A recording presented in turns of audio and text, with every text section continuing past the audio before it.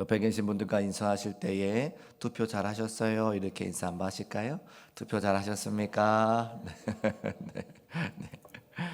근데 뭐 지금 뭐 출구조사 한다고 또 여러 발표가 나오는 것 같은데, 여러분, 내가 찍은 사람이 되지 않아도 실망하지 마시고, 내가 찍은 사람이 돼도 너무 기뻐하지 말 것은 하나님께서 다 인도해 주십니다. 할렐루야.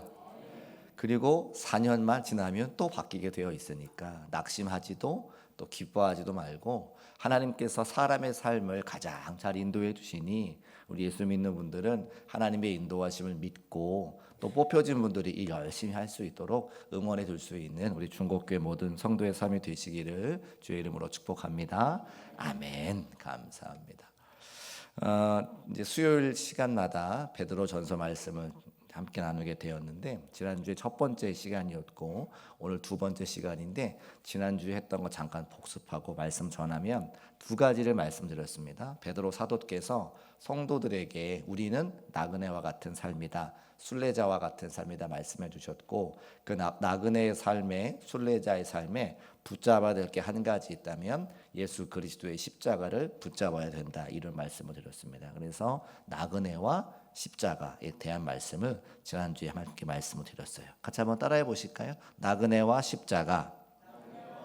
네, 우리가 잊지 말아야 될 것은 이 땅 가운데 삶이 나그네의 삶이다. 나그네의 삶은 본향이 준비가 되어 있다는 거죠. 고향이 준비가 되어 있고 내가 가야 될 아버지의 집이 준비가 되어 있다. 그곳이 천국이고, 그러나 그 아버지의 집으로 가기 위해서 우리가 이 땅 가운데 삶이 절대 쉽지 않기 때문에 우리가 무엇의 소망을 얻을 수 있느냐? 세상 것의 소망을 얻는 것이 아니라 예수 그리스도의 십자가를 붙잡아야 세상 것의 소망을 두지 않고 십자가의 소망을 붙잡고 그 삶을 살아갈 수 있다, 이렇게 말씀을 드렸습니다. 오늘도 그에 이어서 베드로전서 1장 3절과 4절 말씀을 통해서 하나님께서 우리에게 주시는 산 소망에 대한 말씀을 전하려고 하는데요. 예수님을 믿는 순간부터 선도의 삶이 여행이 된다, 이렇게 말씀드린 거죠. 그래서 뭐 이 땅에 산과 또 바다 또 강 이렇게 구경하는 것처럼 그런 여행하는 거라고 생각할 수 있겠지만, 세상 나라에서 하나님 나라로에 가는, 세상 나라에서 하나님 나라로 이동하는 거룩한 여행이 시작이 되어진 겁니다. 그런데 우리는 본질상 죄인들이기 때문에 하나님께로 나아가는, 본향을 찾아 나아가는 그 여행을 별로 좋아하지 않는다는 거예요. 본질상 죄인이기 때문에. 그래서 하나님께서는 우리가 나그네의 삶, 순례자의 삶을 잘 걸어갈 수 있도록 무엇을 주시느냐? 고난을 주신다는 겁니다. 그래서 고난을 통해서 하나님의 말씀 붙잡고 십자가의 은혜 붙잡고 본향을 찾아가는 길을 포기하지 않도록 하나님의 방법으로 고난을 허락해 주시는 거죠. 그 말씀이 오늘 지난주에 읽었던 1절 말씀에 있어요. 제가 1절 말씀 읽어볼게요. 예수 그리스도의 사도 베드로는 본도, 갈라디아, 갑바도기아, 아시아와 비도니아 흩어진 나그네 성도들에게 편지한다 기록하고 있죠. 예수를 믿으면 교회가 있는 예루살렘에 모여서 신앙생활을 해야 되는데, 하나님께서 그들에게 고난 주셔가지고 로마라고 하는 강대국을 통해서 다 쫓겨가게 하는 거예요. 예수 믿는 사람 핍박하니까 각지에 흩어져 가지고 흩어진 곳에 가서 다 떨어져 살게 돼 있다고 하는 겁니다. 그러니까 예수 믿으면 잘 되고 형통하고 한 곳에 모여 살 것 같았는데, 하나님의 방법은 고난을 통해서 그들에게 다른 은혜를 주시더라고 하는 것을 볼 수가 있습니다. 자, 그런 내용들이 또 어디에 있냐면 사도행전 8장 1절에 기록되어져 있어요. 우리 같이 한번 읽어. 사도행전 8장 1절 말씀. 그 다음 절에 있는 거 말씀이에요. 네. 제가 읽어볼게요. 그날에 예루살렘에 있는 교회에 큰 박해가 있어 사도회에는 다 유대와 사마리아 모든 땅으로 흩어지니라. 하나님께서 이스라엘 백성들을 흩으시는데 왜 흩으시느냐? 하나님께서 복음을 증거하라고, 하나님께서 정해진 하나님의 예수 그리스도의 살아계심을 증거하라고 사람들을 자꾸만 보낸다는 거예요. 서빙고동에 가면 온누리교회라고 하는 곳이 있습니다. 하영주 목사님 돌아가셨는데, 하영주 목사님께서 교인들을 막 훈련시키세요. 그래서 7년 동안 열심히 훈련시킨 다음에 어떻게 하냐면 교회 바깥으로 쫓아내요. 교인들을 쫓아내는 거예요. 근데 왜 쫓아내냐면 선교하라고, 복음을 증거하라고. 그런데 어느 목회자 세미나에 오셔가지고 맨날 성도들을 쫓아내는데 성도들이 안 나간다는 거예요.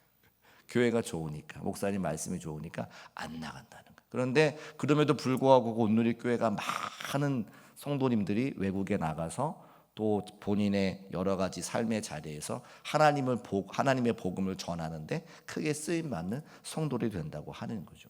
우리가 하나님의 말씀을 교회에서 듣고 새 가족이 되어서 하나님을 알아가면서, 말씀을 알아가면서, 복음을 알아가면서 우리에게 원하시는 것이 무엇이냐면 우리가 흩어져서 하나님의 복음을 증거하는 사람이 되기를 원하시는 거죠. 그래서 교회에 모였다가 교육받고 흩어져서 복음을 증거하는 사명자의 삶을 살기를 하나님께서 원하시기 때문에 우리를 구원하신 겁니다. 그런데 우리 성도들은 늘 사람들은 한 자리에 머물러서 그 삶을 누리기를 원해요. 그 삶이 평안하기를 원해요. 그래서 흩어지는 것을 두려워합니다. 하나님께서 어떻게 하시냐면 사도행전 말씀을 통해서 그날에 예루살렘에 있는 교회에 박해가 있어. 박해를 주시고 그 박해를 통해서 사람들이 흩어지게 하시고 흩어진 사람들이 그 많은 곳에서 살면서 어떻게 하느냐? 하나님의 복음을 전하게 되어 있다고 하는 겁니다. 오늘 베드로전서의 수신자들도 본도, 갈라디아, 갑바도기아, 아시아, 비두니아에 흩어져 살고 있다는 거예요. 왜요?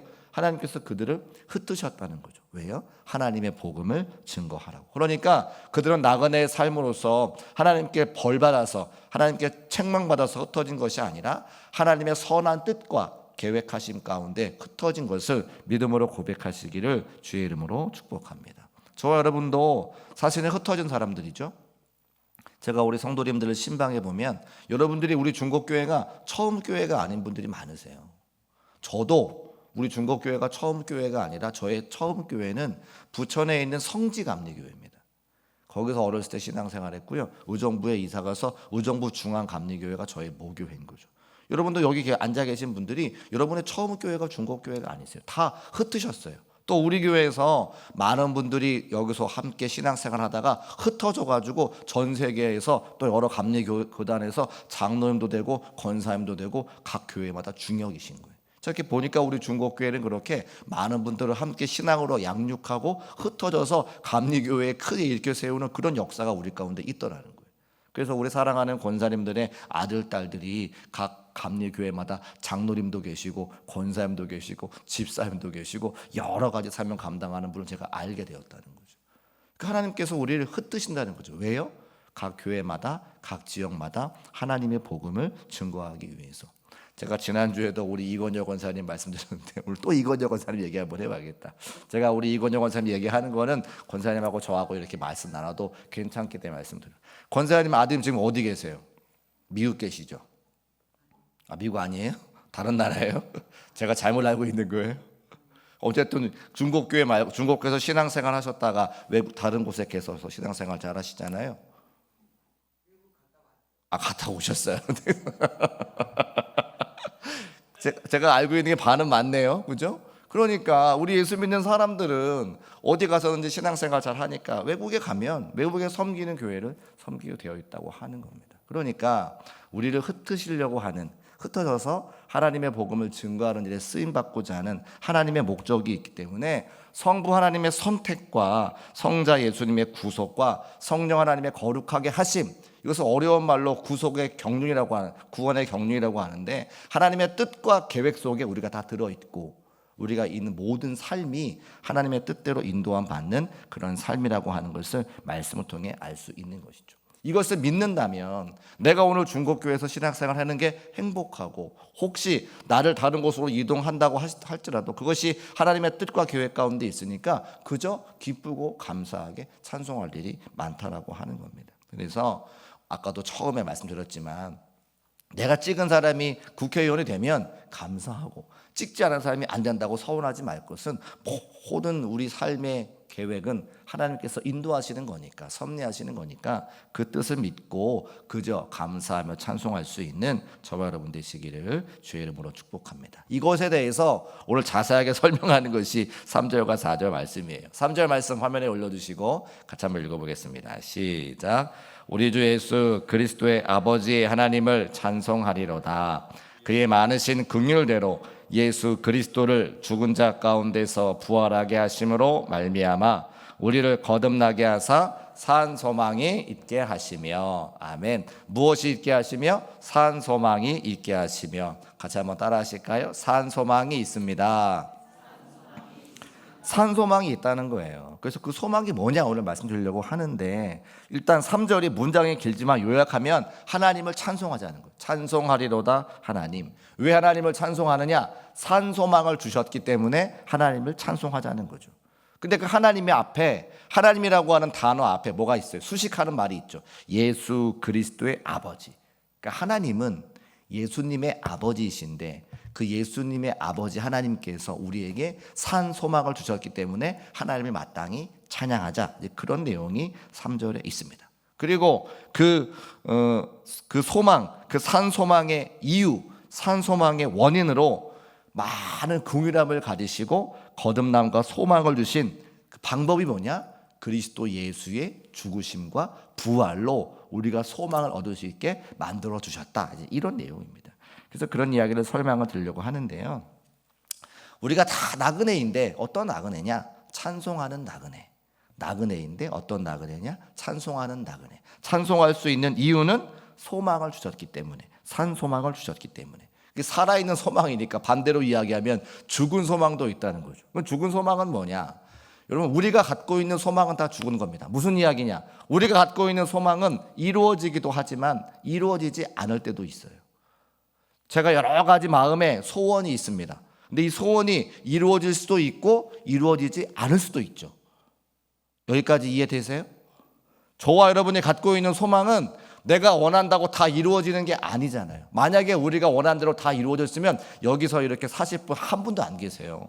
다 좋은데, 좋은 아파트, 미국에 멋진데 다 사시죠. 저도 한번 말씀드렸지만 제가 교회 건축할 때 가장 그때 바라고 원했던 게 뭐냐면 50억 로또 만든 거였어요. 건축을 해야 되는데 돈이 너무 없으니까 50억 로또 맞으면 내가 하나님께 멋진 성전 지어가지고 영광 올려드리리라. 그때 제 소망이 이루어졌으면 제가 여기 있지 않을 겁니다. 소망이 안 이루어졌다는 거예요. 그게 죽은 소망이죠. 우리가 마음 가운데 소원이 있지만 그 소망이 다 이루어지지 않는다는 거예요. 또 소망이 이루어진들 그것이 영원합니까? 영원하지 않아요. 우리가 죽으면 우리의 소망도 끝나는 거죠. 그러니까 우리가 갖고 있는 소망은 이루어지지 않아서 죽은 소망이고, 이루어졌다 한들 영원하지 않으니까 그것이 죽은 소망, 죽을 소망이 될 수밖에 없다라고 하는 겁니다. 여기까지 이해되셨죠? 그러니까 사람이 갖고 있는 소망은 산 소망이 될 수가 없어요. 이루어졌다 해도 곧 죽을 소망이라고 하는 겁니다. 그러면 산 소망이 뭐냐? 성경에서 말하는 산 소망이 뭐냐면 나의 능력과 관계없이, 제가 로또가 되고 싶다고 로또가 되는 게 아닌 것처럼 나의 능력과 관계없이 될 수밖에 없고, 지금 되어지고 있고, 되고 나서도 일시적으로 끝나는 것이 아니라 영원토록 그 소망이 끊어지지 않는, 그게 산 소망인데, 그러면 산 소망은 누구로부터만 가능합니까? 하나님께로부터만 가능한 거예요. 왜요? 하나님은 영원하신 분이니까. 그러니까 산 소망은 하나님이 주시는 소망인 것을 믿으시기를 주의 이름으로 축복합니다. 그것을 4절에 뭐라고 기록해놨는가를 볼 건데, 4절 말씀 올려두시고 같이 한번 읽어볼게요. 시작. 썩지 않고 더럽지 않고 쇠하지 아니하는 유업을 잊게 하시나니 곧 너희를 위하여 하늘에 간직하신 것이라. 산소망을 3절에 말씀해 놓고 그 4절을 통해서 산소망이 뭔지를 알려주는데, 첫 번째, 썩지 않는다. 썩지 않은 건 뭔다는 거야? 영원하다는 얘기죠. 더럽지 않다는 건 뭐예요? 깨끗하다는 얘기죠. 쇠하지 않다는 건 뭐예요? 변하지 않다. 아까 말씀드린 것처럼 우리한테 나온 소망은 다 죽는 것이고 죽을 것이고, 하나님께로부터 온 소망은 썩지 않고 더럽지 않고 쇠하지 않는 유업이다라고 기록하고 있습니다. 이 말씀이 믿어지시기를 주의 이름으로 축복합니다. 그러면 저 유업이 뭐냐라고 하는 것을 이제 말해야 되는데, 유업은 성경에 나오는 기업이라고 하는 단어와 같이 쓸 수 있어요. 무슨 단어라고요? 기업. 그럼 우리는 기업이 뭐라고 이야기하냐면 삼성, 현대 이런 거 우리는 기업이라고 생각합니다. 그런 걸 수도 있는데 세상이 말하는 그런 기업은 아니고 하나님이 우리에게 주시는 기업이라고 하는 거예요. 세상에 있는 기업은 위대하긴 하지만 무너질 수도 있습니다. 1997년도에 IMF를 다 경험하셨잖아요. IMF 때 우리나라에 큰 기업 하나가 무너졌죠. 여러 기업이 무너졌는데 그중에 대표적인 거 하나가 대우라고 하는 기업입니다. 대우 아시죠? 자동차도 있고 가전제품도 있고 서울역 앞에 맞은편에 있던 큰 건물이 원래 대우 기업 건물이었어요. 근데 그게 무너져가지고 IMF 때 없어지고 거기 그 건물의 회사 이름이 바뀌는 걸 저도 경험하거든요. 그러니까 우리가 세상에서 생각하는 기업은 다 무너진다는 거예요. 없어질 수 있다는 거예요. 100년을 가는 기업이 쉽지 않습니다. 우리 머릿속에 100년을 이어가는 기업이 몇 개 없는 거예요. 그러니까 한 세기를 지나지 못하는 게 우리가 생각하는 세상의 기업인데, 이 기업이 아무리 깨끗해도 오래 갈 수 없고 아무리 도덕적으로 우월함을 갖고 있어도 오래 갈 수 없고, 대부분의 많은 기업들은 그 돈을 벌기 위해서 여러 가지 편법도 동원하고 여러 가지 어려운 일을 감당한다고 하는 거죠. 그러니까 깨끗할 수도 없고 오래 가지도 못하고, 세상이 말하는 기업은 그렇다는 거예요. 그런데 우리에게 주시는 기업, 하나님의 영원한 유업은 무엇이냐? 그것이 아니라 5절 말씀에 보니까 말세에 나타나기로 예비된 구원이 우리에게 주실 영원한 기업이라고 성경에 기록하고 있습니다. 세상의 기업과는 관계없이 하나님께서 우리에게 주시는 기업, 우리에게 주시는 유업은 뭐냐면 우리에게 주실 구원, 예수 그리스도가 우리에게 기업이라고 분명히 기록되어져 있죠. 5절 말씀 같이 한번 읽어보겠습니다. 시작. 너희는 말세에 나타나기로 예비하신 구원을 얻기 위하여 믿음으로 말미암아 하나님의 능력으로 보호하심을 받았느니라. 4절에 나오는 기업은 뭐냐면 말세에 나타내기로 예비하신 구원이다라고 하는 것을 우리에게 알려주는 거죠. 그러니까 계속해서 3절, 4절, 5절 말씀을 통해서 무엇인지를 설명해 주고 있는 거예요. 우리가 받아야 될 유업, 그것은 기업인데 그것은 우리의 구원, 예수 그리스도를 통한 구원, 그리고 그 예수님을 우리에게 보내주신 하나님.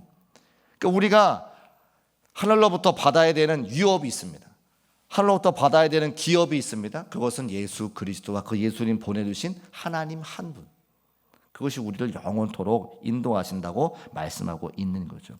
하나님께서는 지금도 우리에게 은혜와 사랑을 베푸시는 분임을 꼭 기억하시기를 주의 이름으로 축복합니다. 하나님의 은혜가 없으면, 하나님의 긍휼하심이 없으면 우리는 다 죽어 마땅한 존재들인데, 하나님께서 우리를 사랑하시기 때문에 하나님의 은혜를 쏟아 부어 주셔서 독생자 예수 그리스도를 보내주시로 말미암아 하늘의 영원한 기업을, 하늘의 영원한 유업을 받게 하셨다는 거예요. 그것이 무엇이다? 산 소망이다. 할렐루야.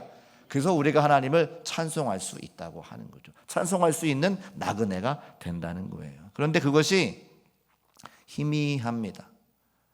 완벽하면, 내가 온전하면 내가 영원토록 하나님을 찬송할 텐데, 우리가 살아가다 보면 찬송하는 것이 아니라 낙심과 원망과 불평할 때가 있으시죠. 이스라엘 백성도 원망과 불평했습니다. 그것이 완전하지 않다는 거예요. 왜 완전하지 않냐?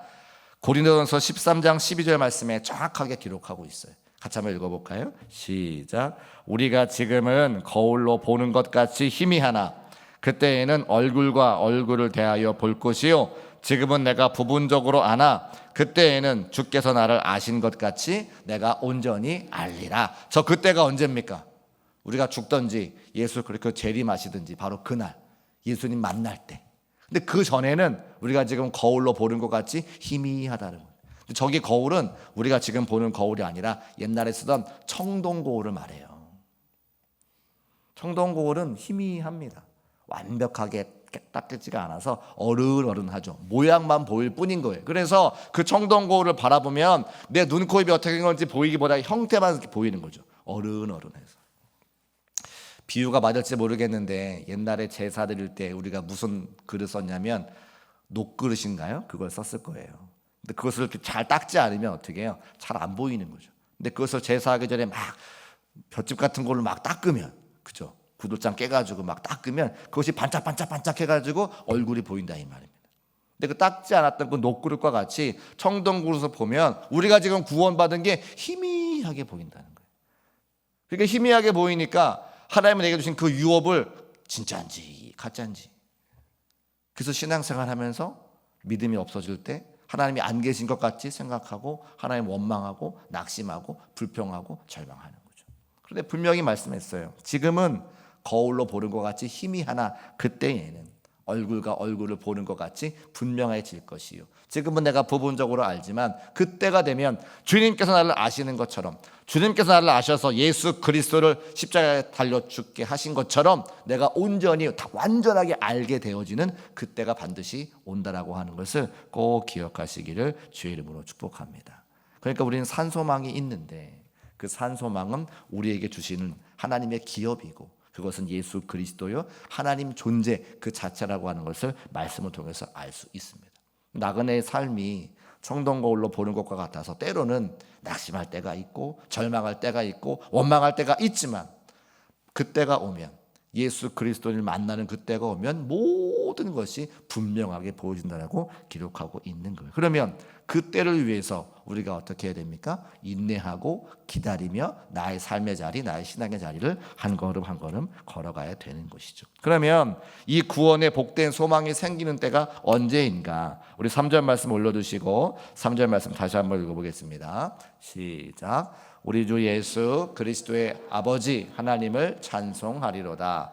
그의 많으신 긍휼대로 예수 그리스도를 죽은 자 가운데서 부활하게 하심으로 말미암아 우리를 거듭나게 하사 산 소망이 있게 하시며, 산 소망이 언제 확실해지냐? 우리를 거듭나게 할 때에. 거듭나는 게 무엇입니까? 니고데모가 똑같은 질문했죠. 예수님, 거듭나는 게 무엇입니까? 그랬더니 니고데모가 예수님 음성을 듣고서 어머니 뱃속에 다시 들어갔다가 나오는 것입니까? 이렇게 묻잖아요. 여러분, 거듭나는 게 뭡니까? 예수 그리스도를 믿어 구원의 확신을 갖는 게 거듭나는 거죠. 그러면 구원의 확신을 갖는 게 여러분의 마음대로 되던가요? 지금도요, 세례 받으시는 분들 교육하면서 가장 먼저 묻는 게 뭐냐면, 예수님을 알겠는데 성경에서 이야기하니까, 목사님이 말씀으로 알려주시니까, 나를 전도한 여러 사람들이 예수님을 말씀해 주시니까 알겠는데, 그게 아는 것과 믿어지는 게 차이가 있는 거죠. 어떻게 하면 믿는 겁니까? 라는 말씀을 저한테 하시는 거죠. 전액교회 섬길 때 금요일날 기도 열심히 하고 같이 찬양하고 제가 이제 말씀드리고 내려가는데 어떤 남자 권사님이 제 앞에 갑자기 무릎을 탁 꿇으세요. 깜짝 놀랐어요. 깜깜한데 무릎을 탁 꿇으시고 저한테, 목사님, 성령 충만이 뭔지 알려주세요. 성령님을 경험하고 싶습니다. 남자 권사님이 말씀하시는 거예요. 그러니까 권사는 됐는데 그 성령님이 내게 어떻게 임하는지를 모르겠으니까, 체험이 안 되니까 무릎을 탁 꿇고 너무나 답답하니까 저에게 알려주세요. 그러면서 제 손을 잡아가지고 자기 머리 이렇게 대시는 거예요. 안수해달라고. 근데 제가 믿음이 없어가지고요, 거기 안수를 못 하겠는 거예요. 제가 안수해서 성령님이 임한다고 하는 믿음이 저에게 있어야 되는데 그때 무섭기도 하고 그런 일이 처음이기도 하고 안수를 못 하겠더라는 거예요. 그러고 나서 제가 뭘 경험했냐면, 교회에서 성령님에 대해서 알려드려야겠구나, 성령님을 경험할 수 있도록 도와드려야 되겠구나. 그래서 제가 열심히 기도하고 그 권사님의 성령이 임할 수 있도록 제가 그분을 위해서 기도하고 함께 이제 기도해서 그분이 은혜 충만하게 된 경험이 있어요. 우리 교회는 어떻습니까? 우리 교회는 어떻습니까? 제가 그래서 이번에 이제 여호수아 말씀이 끝나고 나면 성령님이 어떤 분이신지 좀 쉽게 우리 성도님들에게 설명해 드리고 같이 성령 충만, 성령 경험하는 그런 시간들을 갖기를 소원하는 거죠. 여러분, 그때를 위해서 기도해 주시기를 주의 이름으로 축복합니다. 성령 받을 만한 준비가 되어 있어야 되니까. 예수님께서 우리를 거듭나게 하시는 것은 우리의 힘으로 되는 게 아니라는 거예요. 나의 공로나 나의 의지가 되는 것이 아니라 하나님께서 내게 찾아오셔야 되고 하나님이 내게 구원이라고 하는, 거듭남이라고 하는 선물을 주셔야 그게 믿어지는 거지, 내가 안다고, 내가 받고 싶다고 되는 게 아니라고 하는 거예요. 그래서 우리를 거듭나게 하시는 하나님의 은혜가 있어야 산 소망이 정확하게 알려진다고 하는 것이죠. 여러분, 거듭남의 은혜가 있으셔서 산 소망을 소유할 수 있는 중국교회 모든 성도의 삶이 되시기를 주의 이름으로 축복합니다. 그럼 하나님께서 어떤 사람에게 거듭남의 은혜를 주시느냐? 또 그걸 질문해야 돼요. 성경은 계속해서 끊임없이 질문하면서 내가 말씀을 드리는 거예요. 산소망이 뭐지? 산소망은 기업이야. 기업은 뭐지? 유업인데 유업은 뭐지? 예수 그리스도시고 하나님 한 분이시지. 거듭남이 있어야 산소망을 얻는데 거듭남은 선물인데 어떻게 그럼 받을 수 있는 거지? 계속해서 질문을 하는 거죠. 여기까지 따라오셨죠? 거의 다 왔습니다. 그러면 거듭남은 하나님께서 누구에게 주시느냐? 오늘 말씀에 기록되어져 있어요. 오늘 말씀 3절 말씀 다시 한번 읽어볼게요. 화면에 올려두시고 함께 읽습니다. 시작. 우리 주 예수 그리스도의 아버지의 하나님을 찬송하리로다. 그의 많으신 긍휼대로. 수동. 하나님이 지금 그잖아요. 그의 많으신 긍휼대로 우리를 거듭나게 하사 산 소망이 있게 하시며. 하나님의 긍휼은, 하나님의 소망은, 우리가 거듭나는 것은 하나님께서 긍휼이 많으셔서 우리가 죽는 것을 보지 못하시고 그 사람을 건지시려고 하는 하나님의 사랑의 마음, 긍휼의 마음으로부터 비롯되는 것을 기억하시기를 주의 이름으로 축복합니다. 어떤 사람을 거듭나게 하시느냐? 하나님이 그를 바라보고 불쌍히 여기는 마음이 있은 사람들을 구원하시는 거예요. 우리가 어떤 존재인지를 로마서에 보면 잘 나오는데요. 로마서 1장 29절부터 31절 말씀 제가 한번 읽어볼게요. 곧 모든 불의, 추악, 탐욕, 악의가 가득한 자요, 시기, 또 살인, 악독, 분쟁, 악독이 가득한 자요, 수군수군하는 자요, 비방하는 자요, 하나님께서 미워하시는 자요, 능욕하는 자요, 교만한 자요, 자랑하는 자요, 악을 도모하는 자요, 부모를 거역하는 자요, 우매한 자요, 배약하는 자요, 무정한 자요, 무자비한 자라. 누구 말하는 거예요? 저와 여러분 얘기하는 거예요. 여기에 안 걸리는 사람 없어요. 우리가 어떤 존재다?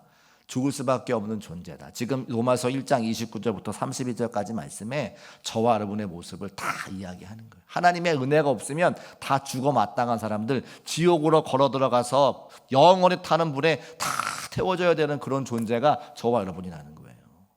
그런데 하나님께서 저와 여러분을 어떻게 보신다? 긍휼히 보셔서 그 지옥에 빠져가지 아니하고 구원받아, 건짐받아 하나님의 자녀의 삶을 살 수 있도록 우리를 구원해 주시는 그 구원의 근원은, 핵심은 하나님의 긍휼하십니다. 우리를 불쌍히 여기시고 우리를 긍휼히 여기시는 그 하나님 아버지의 마음 때문에 우리가 거듭났다라고 하는 것을 분명하게 말씀하고 있는 거죠. 우리 옆에 계신 분과 인사하실 때 한번 이렇게 인사했으면 좋겠어요. 너도 공사 중, 나도 공사 중. 인사해 보세요. 시작. 너도 공사 중, 나도 공사 중. 우리 다 공사 중인 거예요, 지금. 로마서에 있는 말씀에 걸리지 않는 사람 한 명도 없어요. 저도 마찬가지입니다. 그런데 하나님께서 우리를 긍휼하게 보시고 우리를 불쌍히 보시고 당신의 구원 예수 그리스도를 준비해 주셔서 그 예수 그리스도를 믿는 자마다 산 소망을 얻게 하신 것을 믿음으로 고백하시기를 주의 이름으로 축복합니다. 우리는 저주받고 미움받고 영원히 버림받아야 할 사람들인데, 하나님의 진노가 임해야 될 사람들인데, 그 진노를 피하게 하시기 위해서 하나님 우리를 사랑해 주셨다고 하는 거죠. 제가 목회를 하면서 저희 가정이 우리 사랑하는 성도님들의 가정에 본이 되어야 된다고 생각하고 있고, 또 저도 이제 부부와 또 부모와 자녀와의 관계를 가정 안에서 경험하고 있기 때문에 때로는 아내하고 다투거나 때로는 아이들하고 뭐 좀 기분이 좋지 않거나 이제 그럴 때가 있죠. 근데 여기 강단에 올라와서는 하나님의 말씀을, 위로와 소망의 말씀을 증거해야 되니까 늘 조심하지 않겠습니까? 그럼에도 불구하고 다툴 때가 있고 싸울 때가 있고 감정이 상할 때가 있습니다. 그런데 그렇게 감정이 상하고 다툴 때 하나님께서 제게 하나의 가정을 잘 섬기는 비결을 알려주셨어요. 그게 뭐냐면 하나님의 마음, 긍휼한 마음으로 아내와 아이들을 바라보는 거죠. 제가 긍휼한 마음으로 성도님들을 바라보는 것과 같은 맥락인 거예요. 제가 여러분들을 사랑하고 존중하고 존경하고 긍휼히 여기는 마음 가지고 집에 들어가서도 목회하는 것과 마찬가지로 아내와 아이들을 긍휼히 여기고 존중하고 사랑해야 되는 거죠. 근데 그렇게 하지 않고 여러분을 대하는 것과 달리 집이니까, 내가 가장이니까, 내가 편하니까 이렇게 하면 금방 싸움이 나겠더라는 거예요. 그런데 어느 때 긍휼한 마음이 생겼냐면, 새벽 기도를 하려고 아침에 나오면, 새벽에 나오면 전액교회에 있었을 때 이야기인데, 아이들이 어리니까 한 침대에 같이 자잖아요. 그럼 제가 이렇게 나오면 아내와 제 아이가 똑같은 포즈로 엎어져가지고 자고 있는 거예요, 이렇게. 근데 똑같은 날인데 그날은 그 모습을 바라보는 제 마음에 긍휼한 마음을 주시는 거예요. 불쌍하지. 저를 안 만나고 다른 사람이랑 결혼했으면 매일 새벽마다 일어나서 새벽기도 하지는 않아도 되는데, 여러 가지 목회 여정에 함께 동력하지 않아도 될 텐데, 근데 그런 긍휼한 마음을 딱 주시니까 그 다음부터는 제 아내를 바라볼 때마다, 아이들을 바라볼 때마다 하나님의 마음으로 바라보게 되는 거예요. 불쌍히 여기고 긍휼히 여기고. 그 뒤로는 싸웠을까요? 싸우긴 했지만 많이 안 싸웁니다. 같은 맥락으로 우리 사랑하는 성도님들이 하나님이 주시는 긍휼한 마음 가지고 우리 성도들을 바라볼 때에, 저 성도가 저렇게 하는 행동은 그렇지, 아직 하나님의 말씀으로 다 변하지 않고 하나님의 말씀을 잘 알지 못하고 하나님의 마음을 다 알지 못하는 것이겠거니 생각하면서 긍휼한 마음으로 사랑하는 성도들을 바라볼 때에 우리 교회 공동체는 너무나 따뜻하고 아름다운 공동체가 분명히 될 겁니다.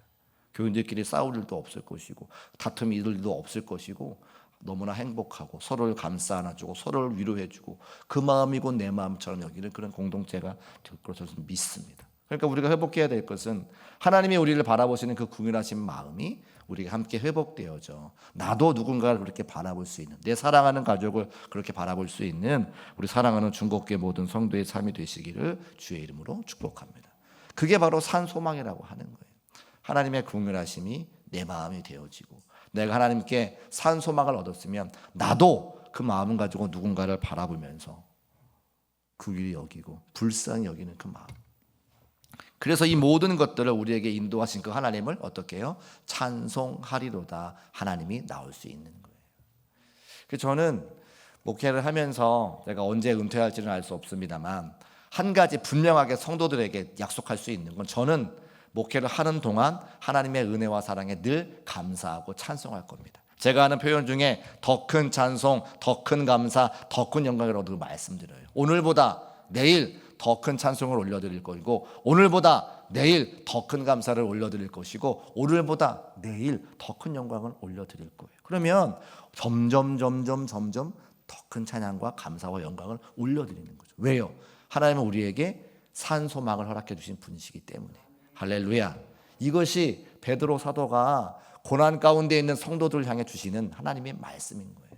너희가 지금 환난과 곤고와 어려움을 당하고 있지만, 핍박당하고 있지만 오직 하나님 아버지는 우리를 긍휼히 바라보시고 우리가 살아갈 수 있는 산소망을 허락해 주셔서 너희와 함께하고 계시니 그 은혜 붙잡고 그 말씀 붙잡고 승리하며 걸어가자. 하나님을 찬송하며 나아가자. 그렇게 우리를, 그렇게 초대교회 성도들을 권면하고 있다고 하는 겁니다. 사랑하는 여러분, 하나님은 우리의 찬송을 받으실 만한 분이신 것을 믿음으로 고백하시기를 주의 이름으로 축복합니다. 왜요?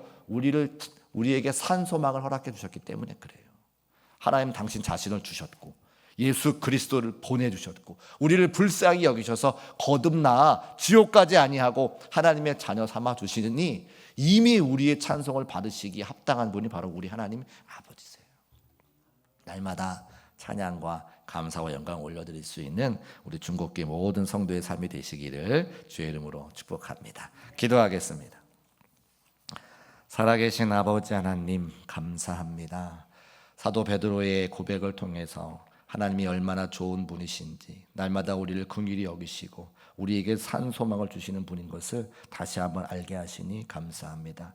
영원토록 하나님 앞에 찬송과 감사와 영광을 올려드릴 수 있는 우리 중국교회 성도의 삶이 되게 하시고, 지금 환난과 곤고와 핍박과 어려움 당하고 있지만 이 나그네와 같은 삶의 끝에 하나님이 우리를 기다리고 계시는 사실을 기억하고 오늘도 한 걸음 한 걸음 신앙생활 길을 걸어갈 수 있는 모든 성도의 삶이 될 수 있도록 도우시고 인도하여 주옵소서. 함께 하실 것을 믿고 감사드리며 거룩하신 예수님의 이름으로 축복하며 기도합니다.